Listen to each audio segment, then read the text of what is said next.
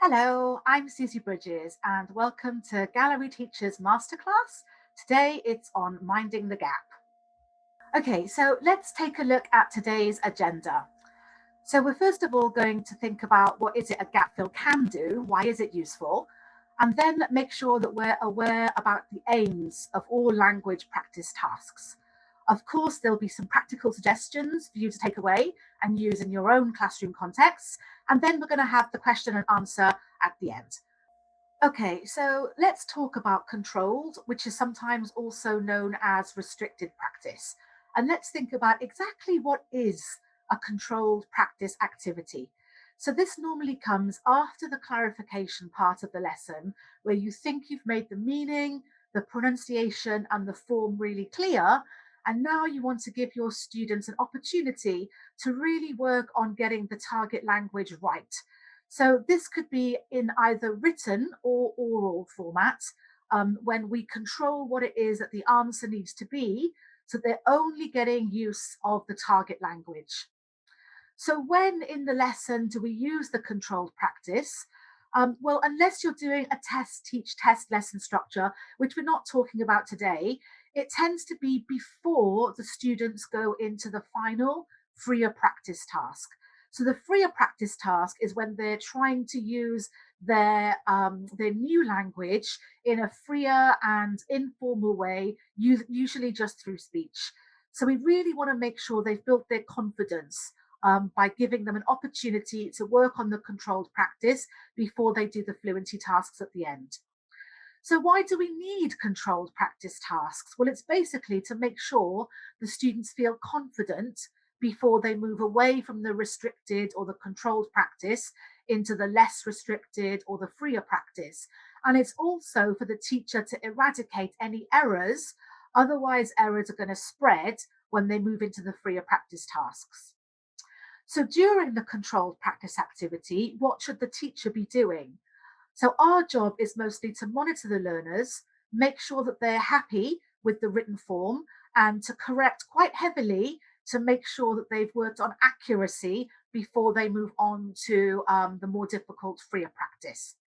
And so if we think about how can we control the language, this is by use of clever task design.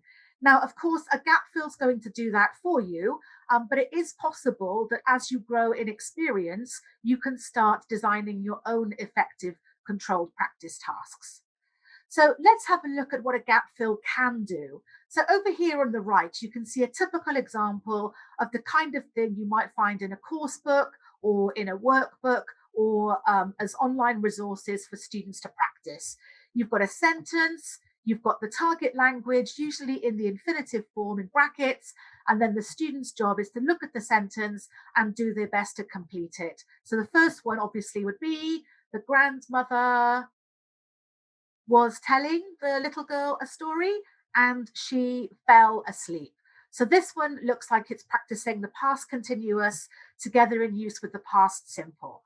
Okay, so what we're doing is we're making sure that we're providing really restricted practice of the language. There's only one or two possible answers. We want the student to do everything they can to get it right.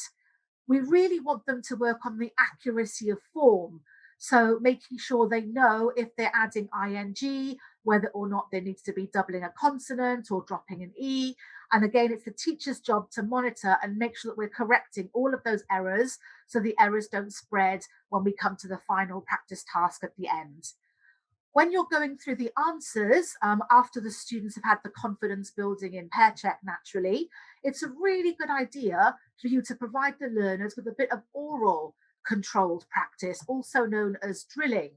So as the students are giving you the answers, if you notice any problems with contractions or with silent letters, you can make the whole class have a go at drilling the answers again, just to make sure they feel happy with how the phrases are spoken as well as written.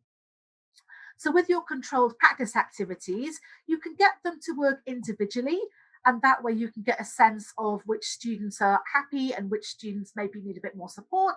or you can get them working together in pairs, and you can use your classroom management skills to figure out what good pairings might be. So sometimes maybe have a stronger student paired together with a weaker student so that they can help each other out, and that the slower or the weaker student can maybe crib some answers off the stronger student before we do the whole class feedback and make sure that everybody's got all of the answers right.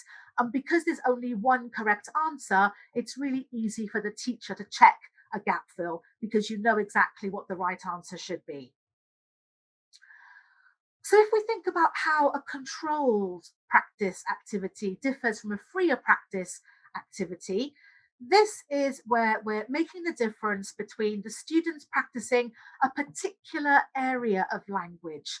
So we've really focused in on the controlled practice task to make sure that only the target language is being practiced. It can be oral or it can be written. The freer practice can also be oral or written, but is more commonly going to be spoken because the students can go off and do any written work in their own time at home. It's more beneficial for the learners if they can do a talking task for the freer practice, because of course you, the teacher, will be available to help and support and monitor and error correct. So the freer practice task is so called because basically the students are free to use any language at their disposal. Obviously, because of the way the lesson is structured, we hope they're going to choose to use the target language in the freer practice, and we hope their confidence will have been built up so they can use correct examples of the target language. But technically, they are free to use any other language that they need to. Okay, so there's nothing wrong with a good old gap fill, but maybe let's look at some ways to jazz it up a little bit. So the first and easiest way is just to personalize it. This can make such a difference to your class. So if you have a look over on the right side where I've got my sentences, I know that Bartolo is one of our people who's always on these calls. So I've included you, Bartolo, and I'd love to hear how you feel about seeing your name up in lights. And so this is a really simple activity, just helping the students work on like, love, prefer, enjoy, and so on. So I'm keeping the same basic structure about liking or not liking fish. And all I've done is I've just changed the names to include some of the people in my classes. So it's really important that you don't leave anybody out, because obviously if you've gone to the trouble of making sure that you're being inclusive and encouraging bonding and the team spirit, if you've left somebody out, they're really going to feel it. Okay, so personalizing is a really nice way to help all of your students feel included, and it can also be a little bit entertaining according to what you make the sentence say. Another unusual way of presenting a gap fill is doing it through a crossword. And there are loads of different crossword puzzle makers online to help you with this. So all you need to do is type in all of your clues. So you can see my clues down here. You also have to type in the answers, obviously, make sure your spelling is correct. And then the puzzle maker will generate a crossword for you with ups and downs. And depending on the level of your learners, you might want to run this as a jigsaw activity. So what I mean by that is you split the class in half and you get 50% of the class just to work on the across clues. And then the other 50% of the class work together on the down clues. And then once they're ready, you can jigsaw them together. So you have an across with a down, an across with a down with an across, and so on. And then they can support and help each other to fill in the clues for the missing bits of the crossword they didn't get to see. So that's another really simple way of just jazzing up a gap fill, just to make sure that your students are kind of getting a bit more out of it. And then the third way that I've included for you, I've called Bananadrama. You can choose any alternative words, and all you're going to do is replace the target language with either the word banana or drama in this case. So if there's only one word missing, we're going to use banana. So for example, Susie wears bananas. Or we're going to include another word if we're looking for two adjectives together. So again, I've used Bartolo, and he has banana drama hair. So you can probably figure out the right answer according to the words that I've included. And something else that you can do with an activity like this is put in what we call some red herrings. So those are additional words that aren't needed, which might give your students a little bit more of a challenge. And of course, if you really wanted to challenge them, then you could just cover this up, or you could fold it over if you're working on a paper document, and you can choose not to help by providing any words at all, and then see what things your students come up with, especially for Gabby has banana eyes. Love to find out what that might mean. Okay, and then some other suggestions for doing restricted or controlled practice. These might be more beneficial for your higher level learners when they've got a bit more knowledge about syntax and structure. Because what this particular task does is provide maybe just the content words, the keywords of the sentence, and then the controlled practice for the student is try to reconstruct the whole sentence using the words that we've included for them. Okay, so what I've done here is I've selected words specifically to try to practice some contrasting conjunctions. So that's typically something that you'd be teaching at maybe your intermediate, your B1, or maybe revision of B2 level as well. So you can see that the only way to make a sentence where these things have a positive relationship is if we're using a contrasting conjunction, like, although it was a difficult course, the trainees succeeded. Possibility number two, despite the fact that it was a difficult course, the trainees succeeded. So what you would need to do when you're checking a controlled practice task like this is make sure that you've got a clear written record of a variety of answers. It's not going to be possible for every student to have every single thing checked, because as you can see by the examples provided, there may be some variety in your students' answers, but in this case, both of them are equally correct. So having a model for the learners to look and check against might be something that you want to do, so the students can not only see where they're going right, but also maybe look at other correct alternatives that possibly they didn't have the confidence to build themselves.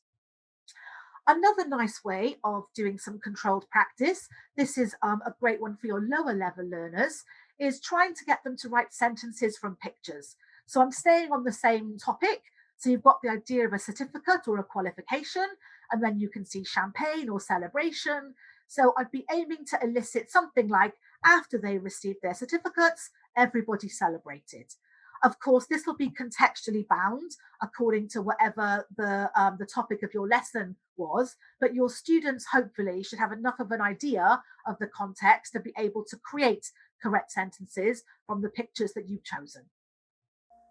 Okay, and then here are some other suggestions. These can be used with either your lower or your higher level learners, but I would say this is more appropriate for your elementary and your pre-intermediate, so your A1, A2 classes.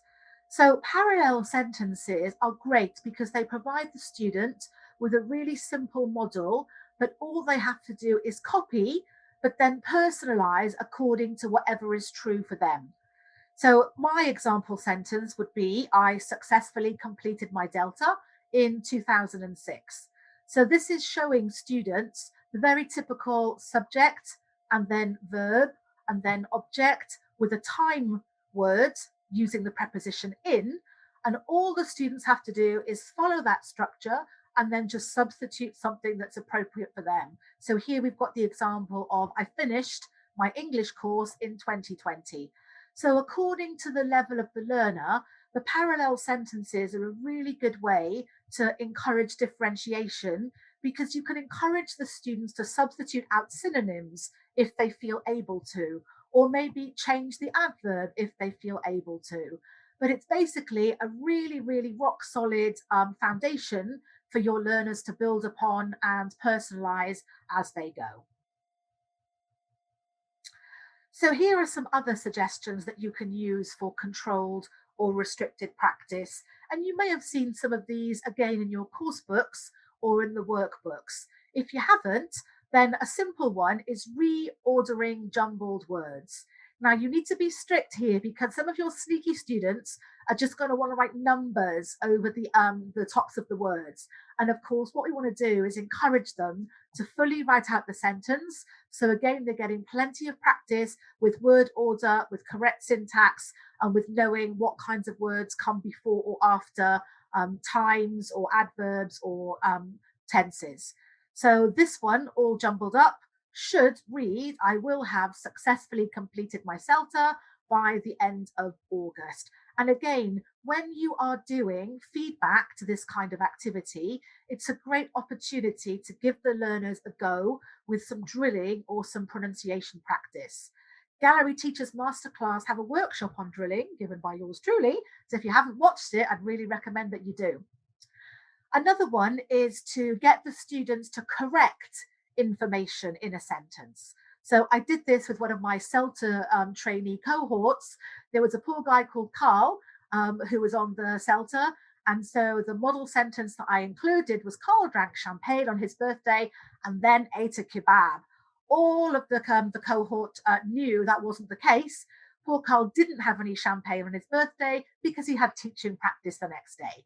So again, personalizing things with a couple of things that your students might tell you on a Monday morning, or plans for their weekend.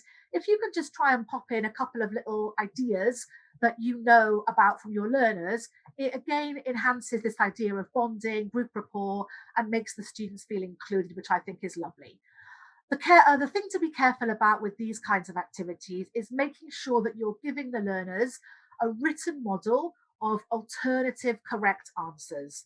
Okay, there may be more than one correct possibility, and that's okay. So, for example, I will have successfully completed my CELTA by the end of August, is perfectly okay.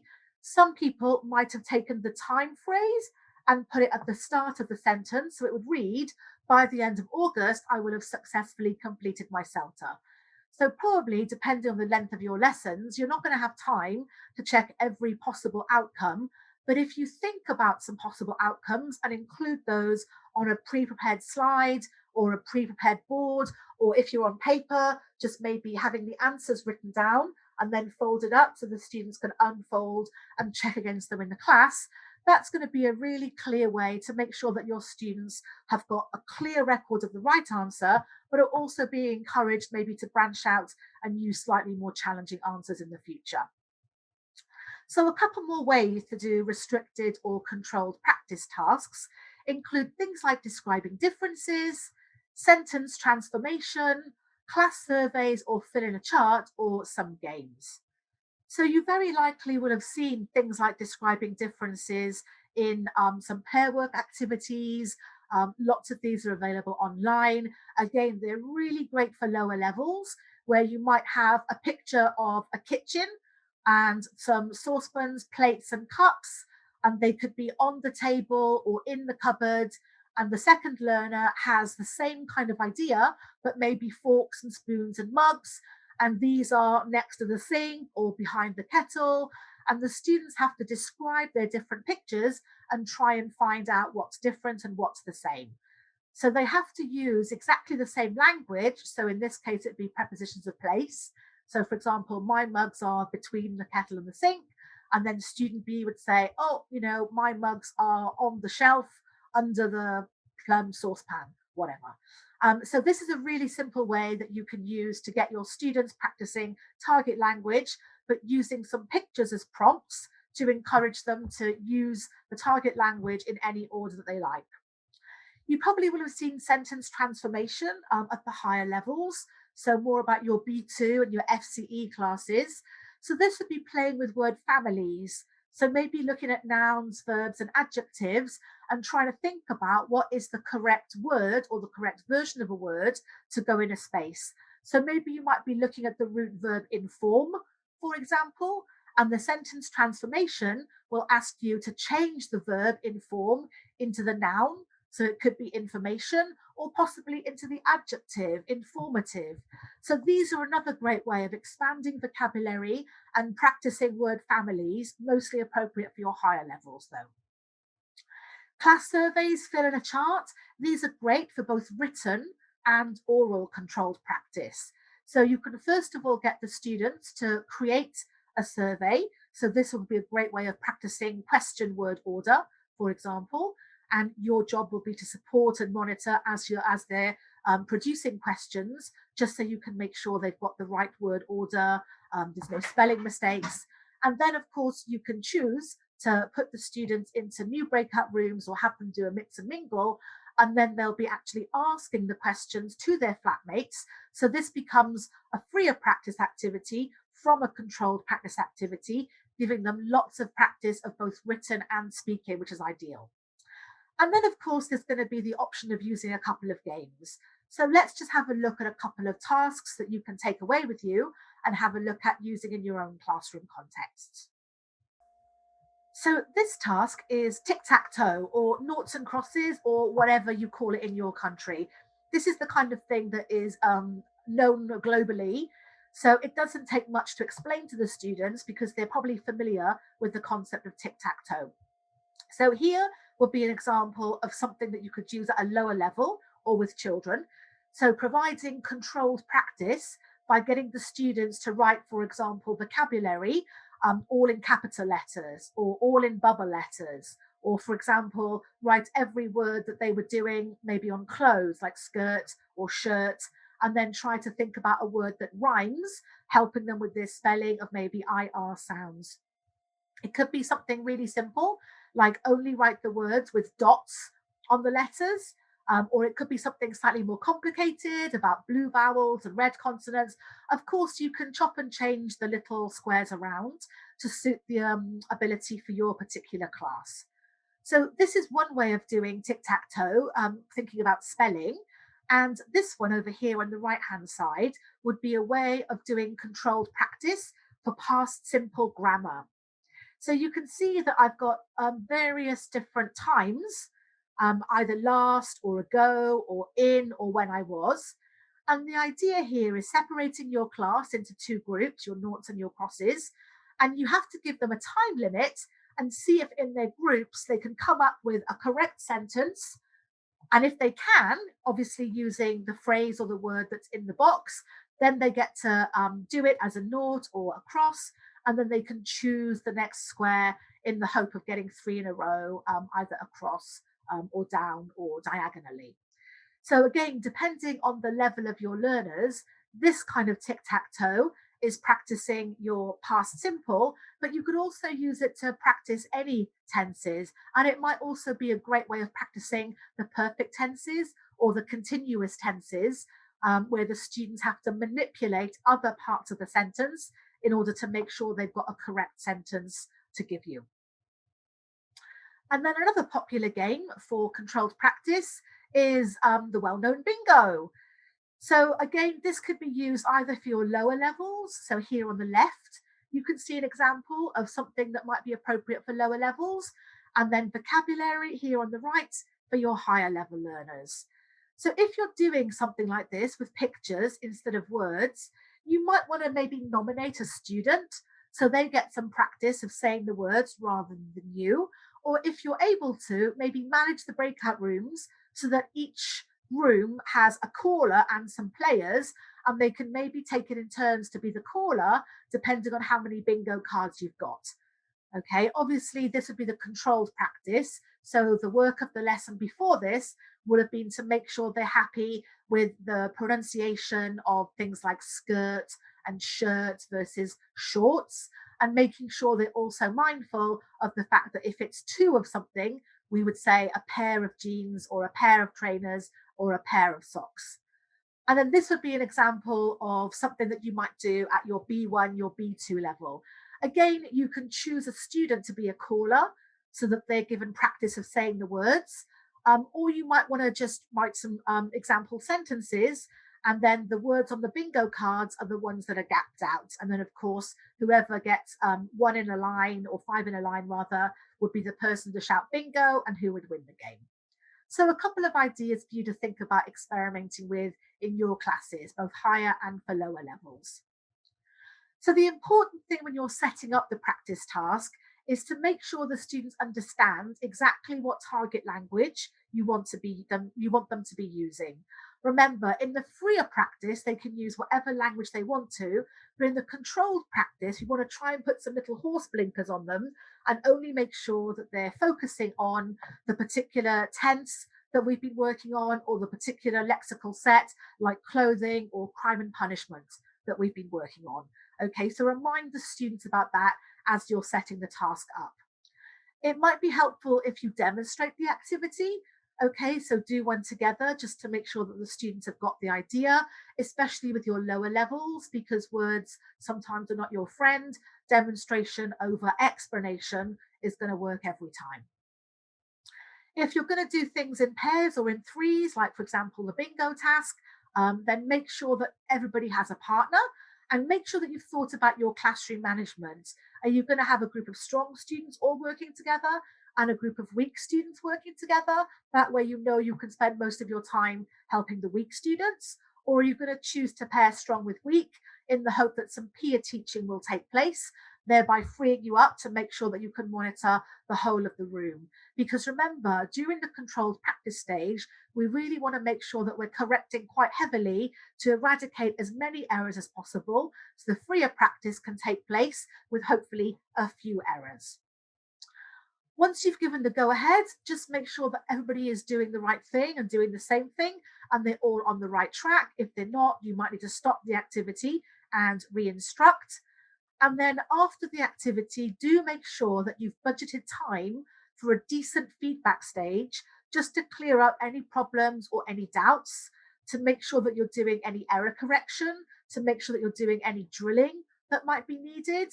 It's possible that you could pop in some additional concept checking questions. If your student's getting things wrong, then the feedback to the controlled practice is a great way of making sure that you're consolidating and re-clarifying any language the students seem to be unsure about. And then, as I mentioned, you might often want to provide alternative answers, which you can drill, so that the students know that there are more than one correct possibilities to the task that they've just completed. So I guess a reflective tool to have you think about is just what a difference a little bit of prep time can make. Usually in the books, your standard gap fill or your standard control practice is just a raft of sentences that bear no relationship to each other whatsoever. So it can be nice if you can personalize with students' names, or you can personalize with activities that you know that your students enjoy, or you can use some information that you've heard from them when they were talking about their weekends. A little bit of prep time really can make all the difference, both for you and your learners, because let's be honest, gap fills can sometimes get a little bit dull. So I hope you've enjoyed that session on controlled practice today. There's lots of useful ELT resources available on the website, so you can have a look and you can check there. And thanks for watching. No, of course not. There's a million ways to do controlled language practice. It's just that gap fills are the easiest and the most convenient. We've all been there. I've done it. Pretty sure you've done it. When it's 5 minutes to a class and you just want to photocopy something nice and easy. So we can use gap fills, of course we can. And this workshop will look at the reasons why gap fills are a good way to do language practice, but also introduce you to a few other methods of using controlled practice activities that maybe go away from the typical gap fill to make things a little tiny bit more interesting and meaningful for your learners. So yes, gap fills are a useful way of doing language practice, but I promise you there are other just as easy, just as entertaining ways to do language practice for your learners too.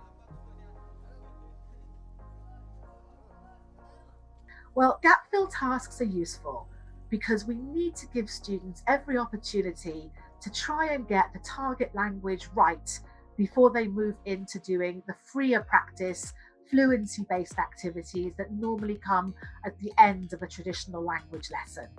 The gap fills are really helpful in building the student's confidence using the form, which can be especially important if it's a tricky little structure like a second conditional or a third conditional, or even one of the perfect tenses that have a lot of little bits and pieces. And the students need to help them consolidate this information in their brains by using some written practice to help it become more accurate in their minds before they can then go off and use it in the freer practice tasks. So gap fills are useful for building confidence and developing accuracy, and for allowing students to use both written and oral methods of getting the target language in their brains.